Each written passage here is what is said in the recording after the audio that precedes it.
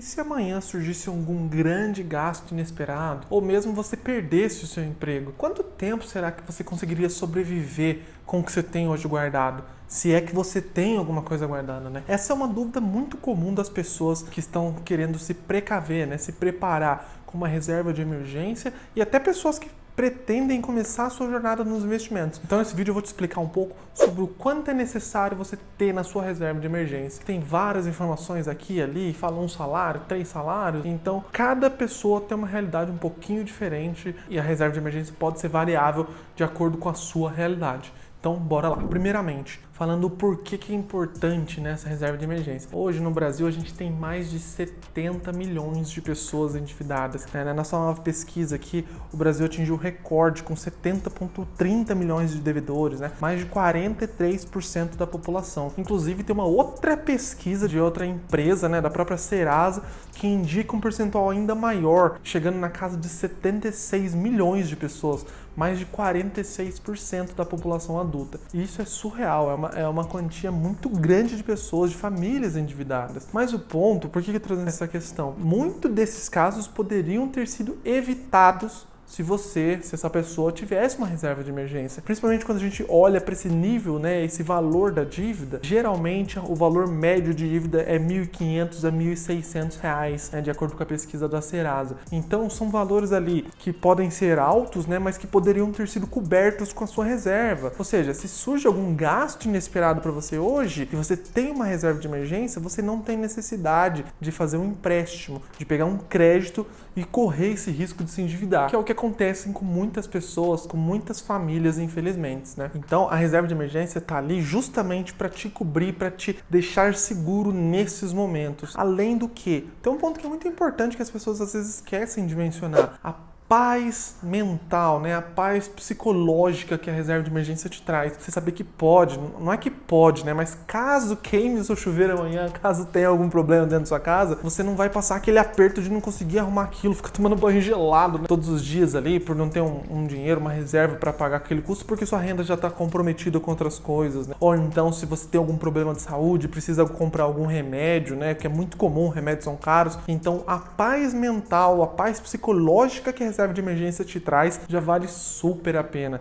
Você poder dormir em paz. E quando você consegue aumentar a quantidade da sua reserva de emergência, ela começa a ganhar corpo, né? Conforme você vai chegando em valores mais expressivos, você fica até mais tranquilo em relação ao seu próprio trabalho. Você sabe que se acontecer algum problema, sua renda diminuir, você perder o trabalho, você fica mais sossegado nesses casos. Então a reserva é muito importante para essa paz de espírito, tá? Para essa tranquilidade. Bom, mas vamos para o que importa, né? Quanto de fato você precisa ter na sua reserva de emergência? E bom, a resposta é depende. Tudo isso para falar depende, né? Bom, o que acontece? Vai variar de pessoa para pessoa, como eu comentei. Geralmente, o ideal é de 3 a 6 meses do seu custo mensal, tá?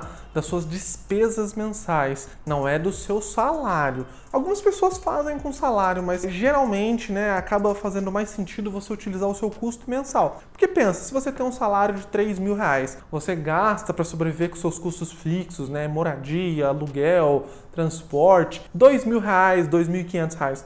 Tô dando exemplo aqui. E o restante você gasta com lazer. Essa parte do lazer não deveria ser considerado o seu custo, né, de sobrevivência mensal para você colocar na reserva. Afinal, se você gasta R$ 500 com viagens e você ficar desempregado, você não vai ficar gastando com viagens, né? Você vai se manter com o seu custo de sobrevivência. Então, por isso que costuma fazer mais sentido, né, para as pessoas, aí varia um pouquinho de pessoa para pessoa, mas o ideal é você fazer com base no seu custo de sobrevivência, né, no seu custo mensal. Então, geralmente isso varia de 3 a 6 meses. Costuma ser quando você tem uma forma de receber sua renda, né, algum tipo de trabalho mais estável, que não costuma variar muito de mês a mês. Mas se você é uma pessoa, por exemplo, um arquiteto que trabalha por conta, faz alguns projetos ali, algumas vezes no ano, mas não é todos os meses que você tem projetos, você não é CLT, você tem alguns meses renda entrando, outros não, às vezes varia a sua renda, então é uma renda um pouco mais instável. Nesse caso, é até recomendado você ter uma reserva um pouco maior, tá? Outro caso também, empreendedores, né, empresários, que tem uma renda que varia um pouco mais, corre um pouco mais de risco. Afinal, se o seu negócio quebrar de um dia para a noite,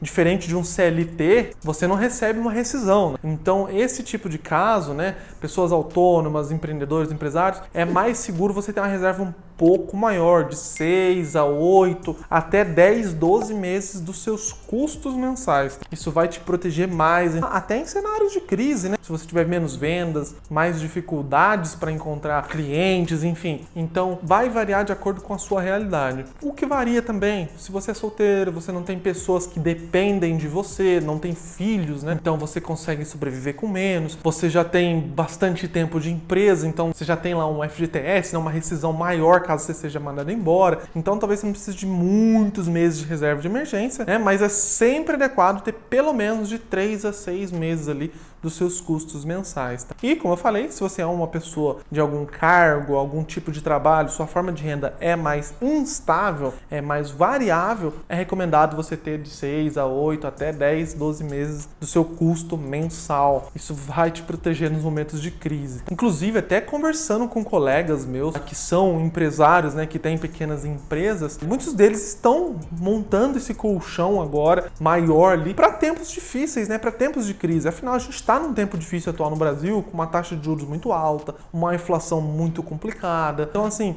cenários mais difíceis, às vezes dependendo do setor da sua empresa, pode estar sendo impactado, afetado. É importante você ter essa reserva um pouco mais recheada ali, né, um pouco mais expressiva para te respaldar, para te proteger melhor. Então vamos a uns exemplos, né? Se você trabalha CLT, você tem um custo mensal ali de R$3.000, né? Você ganha 4.000 e você tem um custo mensal de 3.000 com suas contas fixas. Então 3 a 6 meses, a sua reserva iria variar de 9 a 18.000, né? É um valor alto, né? Então não costuma ser algo que você monta em 2, 3 meses, né? Costuma demorar um pouco mais, mas aí seria algo que você tem que ter paciência mesmo. E se você é um empreendedor, tem um custo de vida também de 3.000, a sua reserva vai variar ali de 18 a 27, a 30, até 36.000 para você ter esses custos. Mas a maioria das pessoas acabam se encaixando no primeiro cenário, mas de qualquer forma é bom você adequar de acordo com a sua realidade, de acordo com o seu risco que você corre na sua vida, né? De se ter pessoas que dependem de você ou não, se você tem uma empresa, então adapte esse valor da sua reserva para a sua realidade.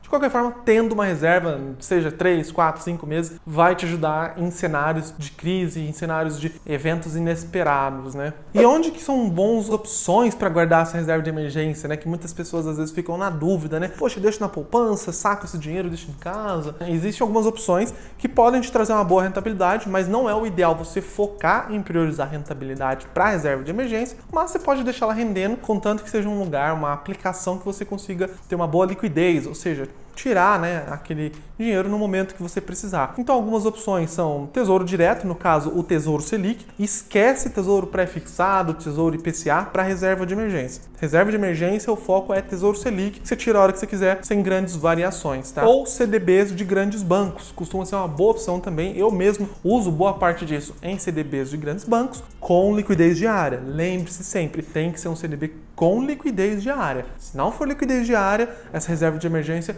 corre um risco de ficar travada e você ter problemas ali quando, né, e se precisar retirar, se precisar sacar ela em algum momento. E uma outra boa opção também são os próprios cofrinhos, né, de bancos como Nubank, Itaú, né, que tem toda essa facilidade de criar cofrinhos. É uma opção também, porque costuma render 100% do CDI e você tem essa liquidez, né, essa facilidade de tirar o dinheiro a qualquer momento. Mas lembre-se, sempre priorize investimentos de grande liquidez, que você consegue tirar a qualquer momento, que não tenham um grau de risco elevado. Então, esquece a prioridade de rentabilidade. Não é o foco para sua reserva de emergência. Rentabilidade você vai focar quando você estiver fazendo os seus outros investimentos, a sua carteira de investimentos, seu portfólio, não na sua reserva, tá? Você não deve correr esse risco à toa com a sua reserva de emergência, beleza? E me conta aí se você costuma deixar a sua reserva em outros lugares, se você já começou a guardar a sua reserva de emergência e se você tem dúvidas sobre esse tema. E se você gosta desse tipo de conteúdo sobre investimentos e finanças e principalmente como se planejar financeiramente, né? Como se planejar para o futuro, não se esqueça de se inscrever nesse canal para receber